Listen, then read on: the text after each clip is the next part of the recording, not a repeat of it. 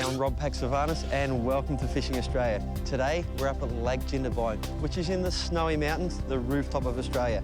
It's the trout fishing capital of the mainland, which means we should be able to catch you a few fish. So come on, let's go fishing. This week on Fishing Australia, we head to one of my favourite spots to try some bait, lure and fly fishing. We also find a unique place where you can fish from your balcony for the elusive brook trout.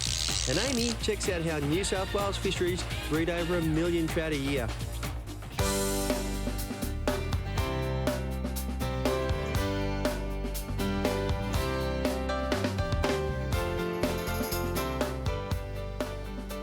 Before we get into the fishing, we've got to launch our boat. Now, some of the faraway places don't have boat ramps, which means launching can be a little tricky. So I've picked a place where there's some sand rather than mud. I've got a special drawbar here that's a bit longer than usual, and I've come in on an angle, which means it won't be as hard to pull the boat out. If you can keep that in mind, you should be able to launch a boat with a lot more ease in these tricky spots.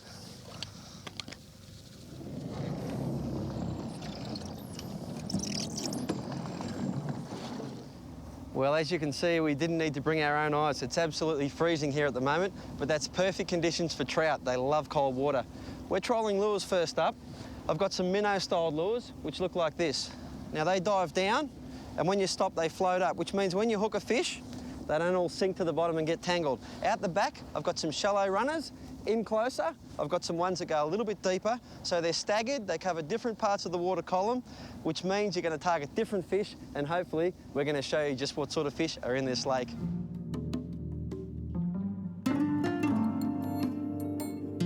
Got some sort of trout on here. We're going to get a closer look at him in a minute. And here he comes now. Now, with any fish, you want to take it nice and easy, because when they see the boat, they bolt just like that. Oh, here he goes now. He's playing up now. There he goes. Okay. So that's classic behaviour from a fish. Comes in close, see the boat, and then just bolts down. So back the drag off a bit when he's coming in close. He's hooked. He hasn't spat the hook yet. A lovely brown trout we've got here. Fantastic. Now, you can hardly hear that motor, and I think the fish like it. Now, I'm just going to... He's okay to lift in. Okay, we'll give you a closer look at him now. Oh, just give him the comfort lift like that, give him a bit of bend in the body. A beautiful Snowy Mountains brown trout. Now,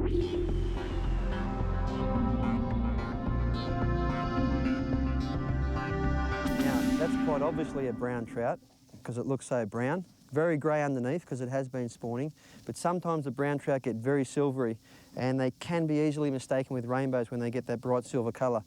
One of the almost surefire ways to tell a brown trout is if it doesn't have spots in the tail. Rainbows normally have spots in the tail and browns don't. There's a few subspecies down there in Tasmania that do, but generally speaking, brown trout don't have spots on the tail.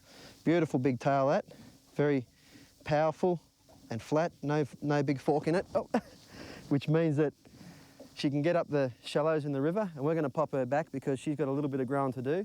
And she'll be just primed to eat in about another month or two, so if you're up this way, you might get to catch her.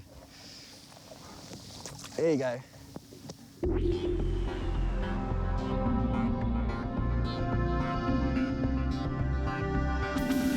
Okay, we had a little bit of luck trolling, but the weather's turned nasty, and that's what can happen up in the Snowy Mountains. So we've played it safe, and we've come in out of the rain.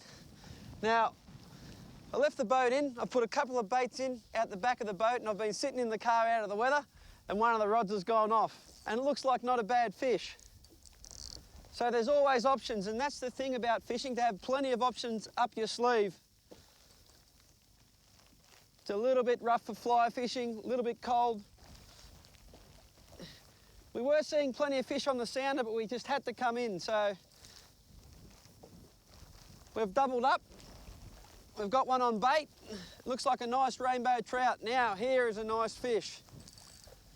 I'll bring that up to you and give you a look. Now, that brown trout you saw earlier, was a very dark fish, but that is about a prime eating fish as you'll ever get.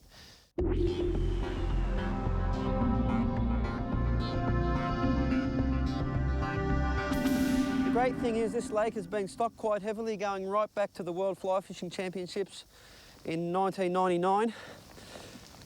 And a fish like this is about the average size fish at the moment. Beautiful silvery colour, firm, would have been eating things like snails and midges and stuff like that, and the flesh on that fish will be absolutely superb.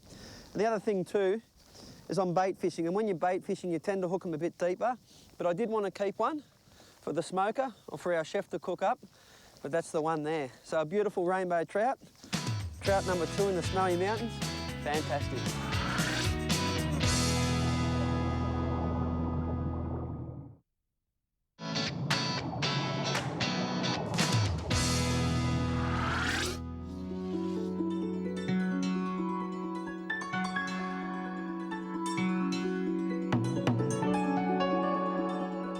Well, it went from cold and cloudy to rain, and now it's snowing. But I guess you can expect that if you're in the Snowy Mountains.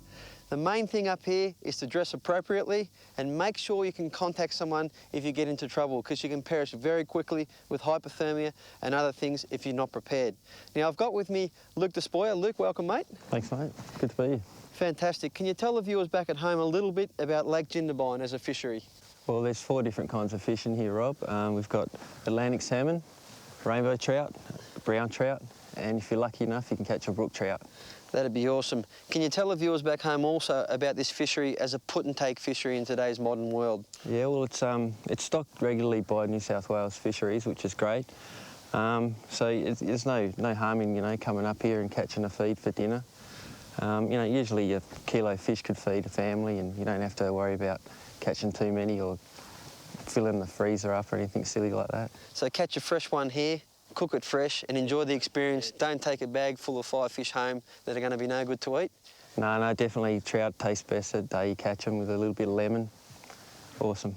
And what else do you enjoy about the high country, Luke? Well, the best thing about living here, you can go snowboarding in the morning or skiing, and then come down in the afternoon and catch yourself a nice trout for dinner. That's right, and you can catch them on any technique you like. We caught them on lure, we caught them on bait.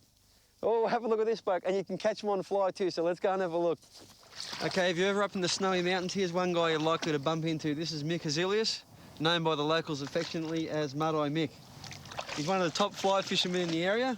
He's consistently ranked in the top 3 fly anglers in the state. I think you've won the New South Wales Championships how many times now, Mick? Once. Once, second, third. Very high-placed fly fisherman. Now, he's got a nice trout on for us here, and he's going to give us a look at it. What do you got there, Mick? Got about 1.25 pounds brown trout. A brown trout. There he is. Okay. There's a brown trout. A little bit better nick than the one we caught earlier. He's got a scar on his side. It's probably been hit by a cormorant or another fish, or maybe another angler. I'm just going to untangle him there. Come here, boy. Got to get my hands wet. That water's about 4 or 5 degrees. It's freezing there. He's off.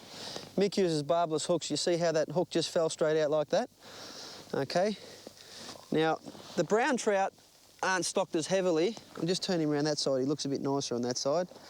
The brown trout aren't stocked as heavily as the rainbow, so we'll probably pop this one back, Mick? I think so. Is that about an average size for here? Yeah. Do you think on the smaller side? Do you think you can catch our viewers a bigger one? I can always try. Sounds good to me. Let's give it a go.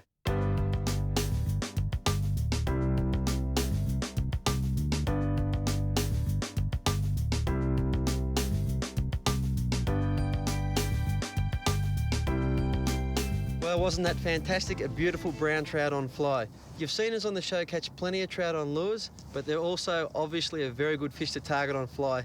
And because they eat so many different things is what makes brown trout and rainbow trout a very popular fish all around the world. Probably one of the most popular sport fish. Now Mick here's got a fly box in his vest, and you'll notice, give us a look at that, Mick. Now have a look in this fly box alone. He's got about 7 fly box on that vest. This one alone has got about 50 different types of insects, and the trout eat all those different types of insects. And Mick will tell you the most important thing to do is come along and have a look in the water and see what's there on the day, and then match the hatch. It's the best way to catch a trout. Now, we saw Mick earlier doing a thing called polaroiding, which means walking along the bank with his glasses. It's the pinnacle of the sport in this region. You might see 3 or 4 fish a day and get a chance at those fish. He saw a couple along there after 2 or 3 hours and missed them, but finally hooked onto that beautiful trout in the shallows here. Wasn't it fantastic?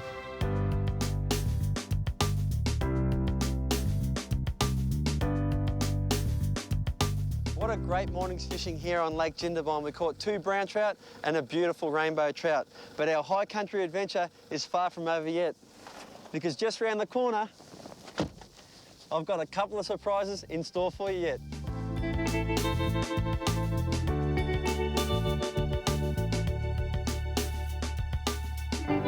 If you've ever dreamed of spoiling yourself, check this place out. The Novotel on Lake Krakenback. A beautiful open fire, all the luxuries you could ever want, but there's a much better reason for someone like me to be here. Come and check this out. When they say Novotel on Lake Krakenback, they mean right on Lake Krakenback. Have a look at this for a balcony. Right on the water, there's trout in the lake, so we're going to wet a line, kick back and enjoy the view, and it's even snowing for us.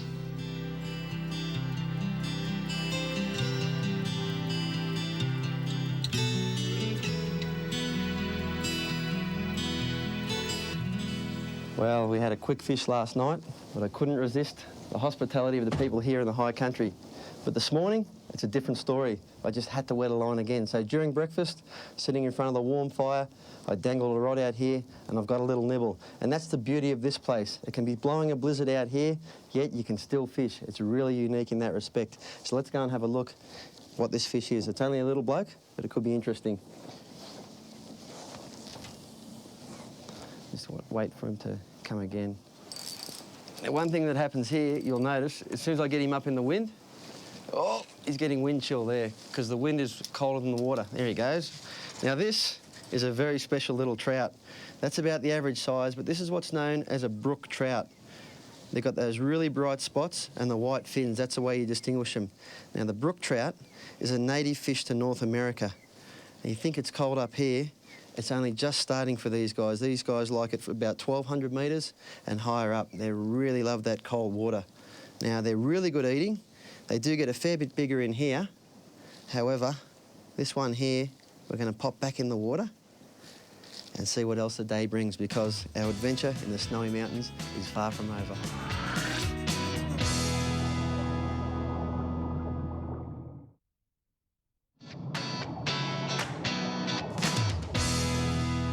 I'm here today at the Trout hatchery in Jindabyne in the Snowy Mountains, New South Wales.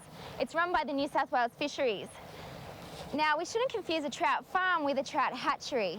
The main aim of the hatchery is to produce fish for release into public waterways for recreational fishing. So they're doing a pretty important job. Let's go check it out.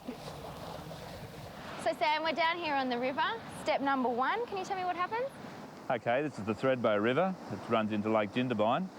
Now, all the trout that are in Lake Jindabyne, when they want to spawn, they've got to come up this river here, looking for gravel beds to lay their eggs in the gravel.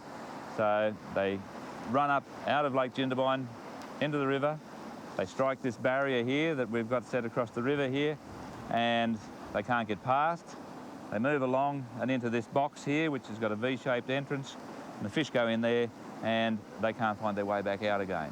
So we'll take them out of here and take them down to the hatchery and start our hatching process down there. Right, so they swim up the river even though the current goes down the river? Yes, they start to move when the river goes into a flood. We've had some rough weather here the last couple of days, a lot of snow on the mountains and rain down here. We've had a rise in the river level, and this is enough to trigger these fish off, and they say, let's go and do it. They only do it once a year, and they say, this is it, we're off.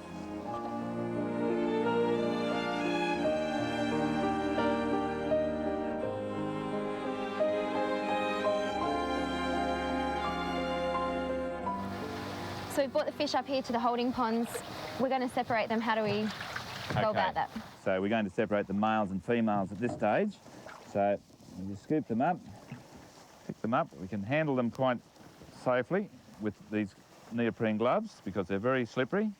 And this is a male. This is a male rainbow trout. As I was saying, they've got a longer head than the female, and they've got this hook on the bottom jaw. What's that for?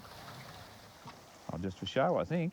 It doesn't seem to serve any real purpose, but that gets very pronounced as the fish get towards spawning, and makes it easier for us to tell males and females, maybe. And where are we going to put the males and the females? Okay, we're going to put the males over into this pond over here. we'll deal with him later. And the females we'll put into a pond over here behind us. Now, this just happens to be a female, and she has got a bit of belly. she's quite plump. The vent is quite extended here, which means that she's very nearly ready to spawn if she isn't already ready. And the female has got this rounder head. See, she's got a Yes. quite a cute Small looking, mouth, quite a nose. cute looking little. Oh, she likes likes you. me. She likes you. I noticed that we're all caged in here. What is that for? Well, these ponds that we're looking at here now normally hold little fry, small fish, and fingerlings.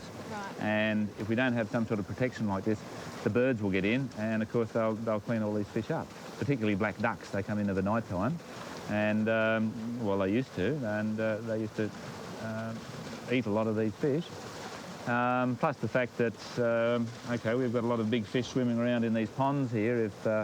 If any of our unscrupulous friends come along during the night, well, they're tempted to hop in there and steal these fish. So we've got a cage here, and we've got locked gates and all this sort of thing. So this keeps the predators out. So we've separated the males and the females and we've brought them into the hatching room. What happens in here? Okay, still got them on the tractor there in the bin. What we do now with the females, we'll put them into a tub of anaesthetic. The anaesthetic we use is clove oil, and there's only just a very small amount of clove oil mixed with about 100 litres of water there, and that's enough to put these fish to sleep. So they're quite relaxed and easy to handle. We take them out of the anaesthetic. They're dried off. We don't want any excess water to come in contact with the eggs at this stage. It's very important. The females are then stripped of the eggs, which you'll see as we go through it. It's just a massaging motion on the stomach, and the eggs are forced out.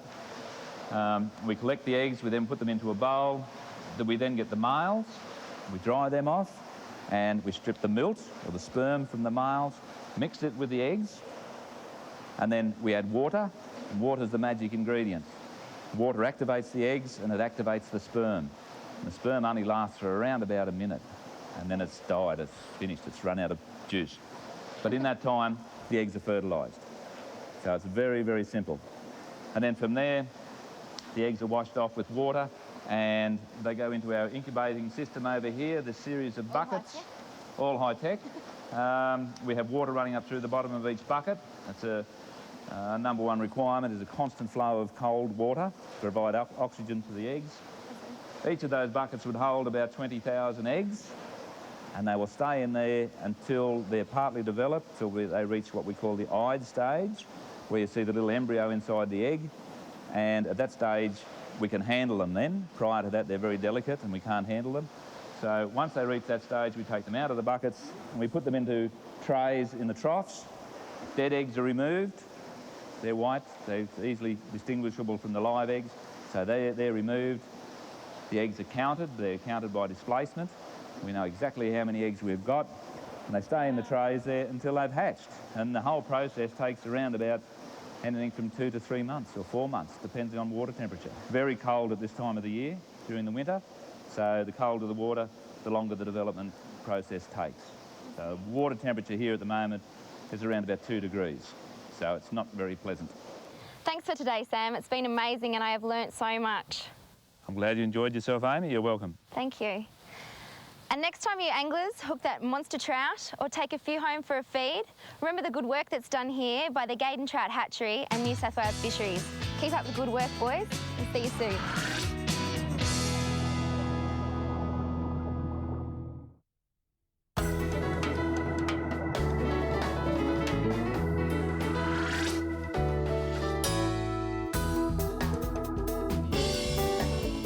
Hi, my name is Cheddar and welcome to the Cheddar's Cooking Corner. Today I'm gonna show you how to cook rainbow trout, a very nice and quick, easy, simple recipe. For that we're gonna need few ingredients. First of all, we need 4 medium trout, 12 slices of prosciutto, sprig of basil, some butter, balsamic vinegar, olive oil, mixed salad leaves, 1 Spanish onion and some salt and pepper to taste. I already cleaned up my fish and debone and pat dry, and then I've used a little bit ingredients to make some stuffing. I put a little bit of butter for the moisture, some cracked pepper in lining stomach of the fish, and some basil leaves for the flavor. Then I nice and gently we fold that in, and what we try to do is to wrap our prosciutto to reach around. each slice. So make sure you buy long slices of prosciutto because that's going to make it much easier for you. Because trout is freshwater fish, it's not much flavor to it. So nice smoky flavor of the bacon of our ham is going to go through it with all the flavors and stuff that I put in already. I already put my trout in on a pan. While we're cooking this trout, it's going to take it roughly 5 minutes to cook it on each side. I'm going to prepare quickly a little salad. For that, we just use the mesclun salad or mixed popular salad, they call it mixed green leaf. And we're going to have some dressing that I'm going to make from olive oil, a little bit of balsamic vinegar,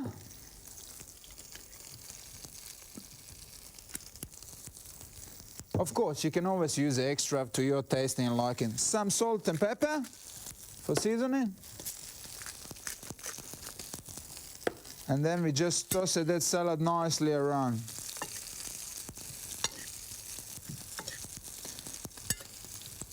Sorry, you plan things so they come all ready in the same time. Like salad is already ready. Now I'm ready to turn my fish on other side.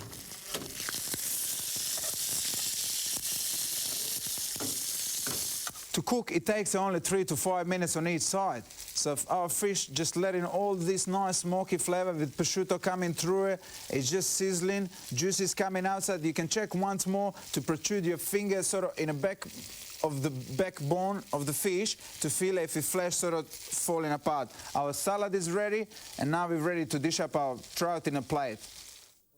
And this is our dish ready, trout wrapped in prosciutto. Like you can see, prosciutto is nice and crispy, salad got a plenty of color, dish just smells gorgeous, and everything coming through. A little bit lemon to give a bit of spice and that zest on the end for the dish, and that's it, voila. All the things that you have to remember for the last, it's when you wash and pat dry and debone your fish, fill fish cavity with basil, dollop of butter, salt and pepper, then you wrap pieces of prosciutto on each fish, roughly 3 to 4 pieces, depends how long is the fish. Then you fry in a hot pan until fish and ham are crispy on both sides. We toss our salad and onions with balsamic vinegar and olive oil. Place with fish on a hot plate and serve with salad. And here it is. It's beautiful. Wasn't that fantastic? Plenty of cold weather trout and plenty of warm, friendly people. And that's what makes the Snowy Mountains one of my favourite places. Our next destination is just a little warmer. All I've got to do is clean this boat, and we'll see you there soon. Well, wasn't that fantastic? We caught trout on bait, lure and fly. Amy checked out how New South Wales fisheries make little trout from big trout, and we tracked down the elusive little brook trout that just loves the high country.